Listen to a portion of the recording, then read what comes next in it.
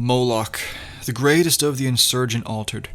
He scorched hundreds if not thousands, barbecued Seth, and even stood up to you for a time. What is his story?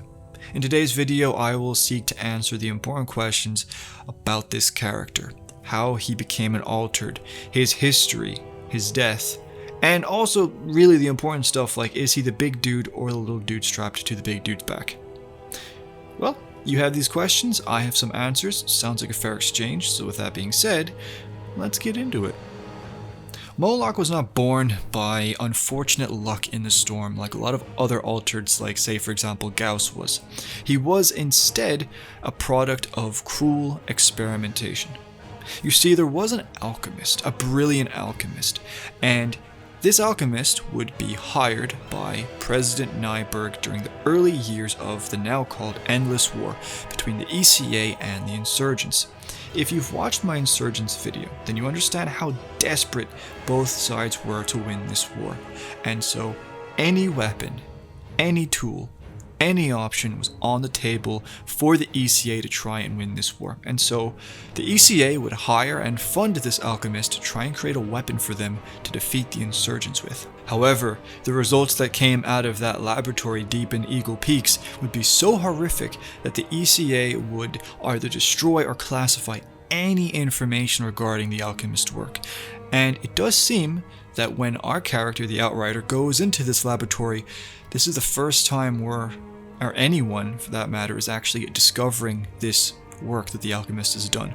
So what did he do? What did this guy, this absolute mad lad, do deep in the cave? Well, you see, although this alchemist had a brilliant mind, he had a great ailment, and that was that he was an altered.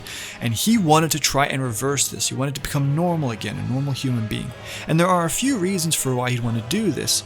Well, first of all, there's a good chance that his actual genius was being affected by this. I've already mentioned this several times, the psychological transformation that altereds go through when they become an altered, to their mental states and their personalities, and there is a chance that he was beginning to lose his genius and he wanted to try and hang on to it. Thus, he wanted to reverse his current state of being. At the same time, there's also a chance that he lost friends and family due to, again, his mental transformations or his powers. Maybe he accidentally killed them with his powers. Maybe his personality changed so much that they just couldn't recognize him and they abandoned him. Regardless, he was an altered and he wanted to change that. So what did he do? Well, if you've explored his laboratory, you'll see that there's a lot of anomaly energy in the laboratory. There's a pit, and there's tendrils of ionized gas beams rising from it. And ultimately, what he decided to do was he came up with the logic that if he could understand the change of becoming an altered, then he could reverse that. So he decided that he would create altereds. Instead of just letting it naturally happen, he would try and artificially create it or speed up the process. So he captured, or he was given captured prisoners of war. It doesn't say if these were from the ECA or the insurgents, it just says that they were prisoners of war, and he experimented on them. Now, the records show that he just took anomaly energy and he shoved it into them. There are two ways that he could have done this. I mentioned the pit earlier with the anomaly energy rising out of it. There's a chance that he found some way to harness this energy, contain it, and then try and transfuse it into the subjects. At the same time, our character specifically states that the alchemist took his subjects and crucified them outside in the storms for them to get hit and become an altered or just get deleted. And well, you kind of know how it goes with getting hit by the anomaly. You've got like a 95.50% chance of getting absolutely alt F4'd, and then you have, well, the remainder of a chance being turned into an altered. And it's safe to say that most, if not all, of these subjects died pretty bad deaths. However, one subject would 100% survive and would successfully become an altered, and this was Subject 6, the subject that would become known as Moloch. And Moloch, well, I'll just show you the cutscene. This is what Moloch did. This is when he first had his anger management issues.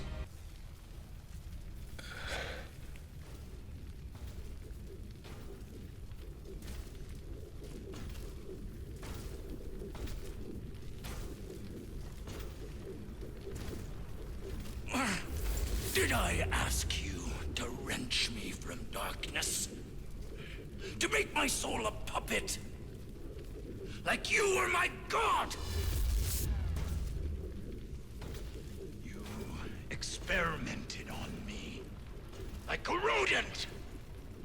And now you'd shove me back into darkness? No! It is you who shall be known by darkness. And all who claim falsely to be gods! And with that, Moloch was free to exact his revenge upon the world of Enoch. So what was Moloch's goal? Well, Moloch wanted to destroy anyone that thought of themselves as being a god. However, unlike Seth, for example, he wasn't just going after alters. He was going after anyone that had vanity, pride, or saw themselves as being better than others. And if you've seen my Insurgents video and you understand why they hate the ECA, you can understand why he would hate the ECA as well and just be like, okay, they're the gods I'm going to destroy. And so that's basically the history of Moloch. After he was free, he just became an absolute force of destruction for the insurgents against the ECA. Which is really interesting as well. The ECA didn't really know about Moloch because Moloch was so overpowered that there was basically no one who saw Moloch and survived and escaped to tell about him. However, word would eventually reach Seth about this character. Now, who is Seth? Seth is a nearly equally powerful altered who has taken it upon himself to destroy and hunt down any altereds that he feels is abusing their powers, like being an insurgent, for example. Seth heard about Moloch and was genuinely concerned about this character. Seth specifically says that Moloch is too powerful and that if given time, he would destroy everyone. And so this became Seth's #1 mission. Seth would embark on a journey and on the fringes of Trenchtown would meet Moloch and become barbecued. That was a moment of silence for Seth. Now we will continue. Our Outrider would discover the remains of Seth, and by seeing a perceived OP character get nuked, it definitely made our character aware and a little bit cautious about approaching Moloch. Our character now understood just how capable this entity was. And it would be during the climax of a battle in Trenchtown that the Outrider would meet Moloch for the first time. And so round 1 of Outrider versus Moloch began. Now, although our character is pretty overpowered and a bit built different if you ask me, they are the main character after all, Moloch was able to hold his own against us, and we would not actually win. Instead, we would be knocked out, and Moloch would escape. And Moloch would continue to do his killing until round 2 would take place during an expedition on those same front lines. Moloch and the insurgents would try and claim and defend a drop pod that had come down from the Flores, and our Outrider would be trying to take it for the ECA. And so round 2 happened, and Moloch was even more powerful than last time, having unlocked even more abilities. However, being the main character and being built differently, we would just destroy him and take his loot and the loot from the drop pod for ourselves. And that is how Moloch died. And that is really the beginning, middle, and end of Moloch. Now the final thing I want to talk about, and probably the biggest interesting factor of this character, is the mystery surrounding the dude strapped to his back. You've probably seen it. There's a little shriveled crucified dude on his back, and the question is, and the written lore actually specifically asks this, who is really Moloch? Is it the tall dude walking around barbecuing people, or is it the guy strapped to his back? I'm going to say it's the guy strapped to his back for 2 reasons. The first reason is that we know specifically that the alchemist crucified people out in the storms, and this guy was crucified, which makes me think that he was the subject. And second of all, in that cutscene earlier that I showed you, Moloch specifically, or the tall dude specifically says that his soul was turned into a puppet, or used as a puppet. So there's a chance that that big guy was also a subject. Maybe he was, used as a puppet. So that's my guess. It's never been confirmed, but that's my personal belief. You're free to agree or disagree with me. If you have any counterpoints, let me know in the comments below or in my stream the same day this video comes out. So with that being said, that's really everything that I can tell you about Moloch. He was a bit overpowered, but we were even more so, and we would destroy him.